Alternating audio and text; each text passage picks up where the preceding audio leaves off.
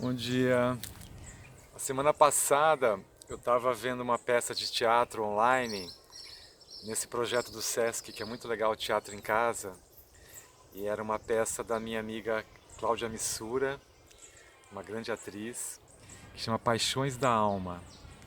Recomendo que você dê uma olhada nessa peça, que é muito bonita. E ali tinha um texto do René Descartes que me chamou a atenção, porque esse trecho tem muito a ver, né, o trecho dessa peça, o texto, tem muito a ver com a filosofia do nosso método, que ele fala o seguinte: ele fala que a melhor maneira de atingir um objetivo é dividir esse desafio em quantas partes forem necessárias.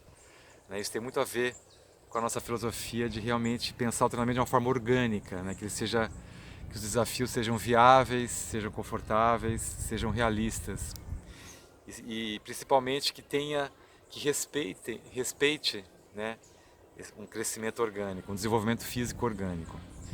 E aí quando a gente pensa na caminhada e na corrida, o que acontece? A gente percebe que a pressa e o imediatismo, eles destroem os fundamentos do treinamento físico. Por que isso? Porque, por exemplo, as pessoas elas querem correr antes de caminhar, sendo que a caminhada é uma preparação para a corrida. Né? Então é como se você pegasse um bebê, uma criança, e ele quisesse caminhar antes de engatinhar. Né? Acho que a comparação mais didática seria essa. A caminhada é uma fase importante para você adaptar a corrida. Então você começa a corrida quando você esgotou os benefícios da caminhada. E para mais de 90% da população, a caminhada ela é mais adequada, ela tem um benefício maior, por incrível que pareça, porque são pessoas que, quando você pega esse perfil, né, de mais de 90% da população, as pessoas estão acima do peso, estão sedentárias, né, elas estão obesas, elas não têm adaptação à corrida. E aí a corrida se torna algo muito desconfortável, se torna uma tortura, uma coisa inviável. Né? A pessoa começa a correr e não consegue. Como é que alguém tem prazer nisso? Como é que pode existir prazer na corrida se para essa pessoa a experiência vai ser completamente desconfortável e vai fazer mal ao coração, na verdade. Você está fazendo algo que você não deveria fazer. Né? Uma pessoa que está acima do peso correr é um absurdo. Isso não precisa acontecer e não deveria acontecer, porque a caminhada já faria o que ela precisa.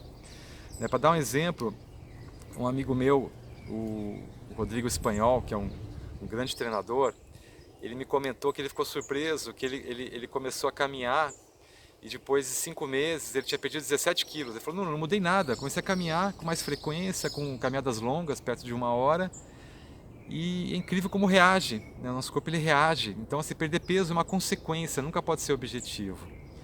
Né? E é esse que é a distorção, porque o universo fitness, ele coloca tudo, a medida dele é sempre a queima de caloria. Né? Quanto mais caloria queimar, um exercício ele vale pelo número de calorias que ele vai queimar. E isso não faz sentido. Porque quando você vê aquele tipo de aula, por exemplo, sempre tem várias matérias, as matérias mais vistas falam, conheça a nova aula que promete queimar 800 calorias. É esse tipo de aula que não serve para a maior parte da população, né? Porque está muito focado na queima calórica. E a queima calórica é uma consequência do treinamento e uma consequência da adesão ao treinamento. Então, assim, de novo, é tudo uma questão de respeitar um processo gradativo. Né? O que acontece? Qual seria um protocolo perfeito de um grupo de corrida, né? Que deveria chamar grupo de caminhada e corrida, na verdade? Seria o aluno passar por um processo de caminhada durante um longo período, e vai variar de aluno para aluno esse período, pode ser 1 ano, pode ser 1 ano e meio, pode ser 2 anos.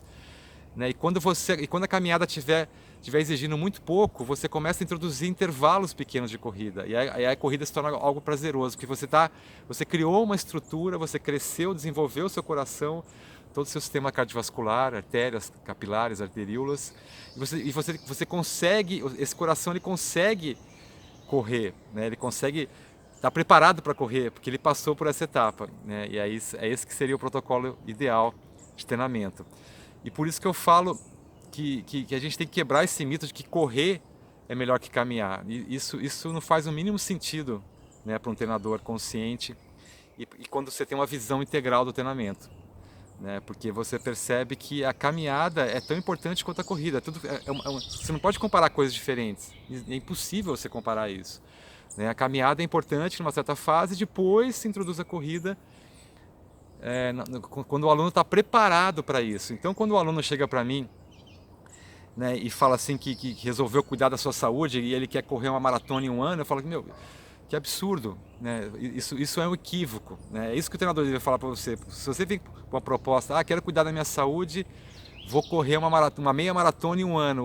O que o professor tem que explicar para você é que esse tempo não é o tempo que você quer, é o tempo que seu organismo vai adaptar. Então, assim, você não está cuidando da sua saúde, você está prejudicando a sua saúde.